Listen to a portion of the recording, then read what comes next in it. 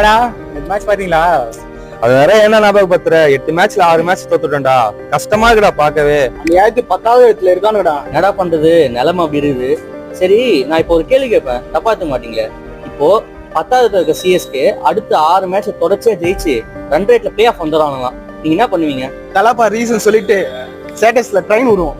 Greatest கம்பேக்னு நாங்க reels போட்டுனே இருப்போம். CSK fan நாங்களும் சந்தோஷமா இருப்போம், சிஎஸ்கே பிளேயர் அவங்களும் சந்தோஷமா இருப்பாங்க. அப்படி மட்டும் நடந்துச்சுன்னா எங்களை கையிலே பிடிக்க முடியாதுடா. இதே தானே போன வருஷம் ஆர்சிபியும் பண்ணானுங்க. இதுவே அவங்க பண்ணும்போது ஆர்சிபிக்கு அகைன்ஸ்டா எல்லாருமே மாறிட்டாங்க. பிளே ஆஃப் சொல்ல போனதுக்கு இவ்வளவு சந்தோஷமாடான்னு சொல்லி கதற ஆரம்பிச்சானுங்க. நீங்க ஒரு ஃபேனா இவ்வளவு சந்தோஷப்பட்டு செலிப்ரேட் பண்ணும்போது, அவன் ஒரு பிளேயரா அந்த சுச்சுவேஷன்ல இருந்து அந்த மேட்சை ஜெயிக்கும் போது அவன் அப்படி செலிப்ரேஷன் பண்ண தப்பே இல்லையடா. தொடர்ச்சியா ஒரு 2 மேட்ச் தோத்து ஒரு மேட்ச் ஜெயிச்சவனே தலப்பாரியாவ கம்பேக் சிஎஸ்கேன்னு கொடுக்குறீங்க. 18 வருஷமா தோத்துருக்கு. 18 வருஷமா தோத்து ஒரு சீசன்ல இந்த மேட்ச் ஜெயிச்சா மட்டும்தான் பிளே ஆஃப் போக முடியும்னு நினைச்சு அந்த மேட்சை